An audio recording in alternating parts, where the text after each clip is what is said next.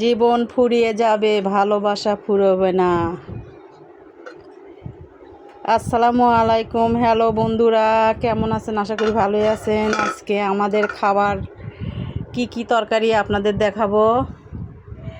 এই তো রুই মাছের কচু দিয়ে ঝোল রান্না করছি। তারপরে এই তো করলা আলু বাটা মাছ দিয়ে চটচটি। আজকের খাবার আমাদের এগুলো। এই রুই মাছের তরকারি কচু দিয়ে রান্না করছি। এটা কি রকম কালার আছে, কি রকম দেখতে লাগতেছে অবশ্যই কমেন্ট করে জানাবেন। আর বেশি বেশি কমেন্ট করবেন, লাইক করবেন, শেয়ার করবেন। আপনারা তো কেউ ভিডিও দেখেন না ভাই, একটু দেখেন আপনারা একটু। এই তো আজকের খাবার কেমন হয়েছে, কার কার পছন্দ অবশ্যই কমেন্ট করে জানাবেন।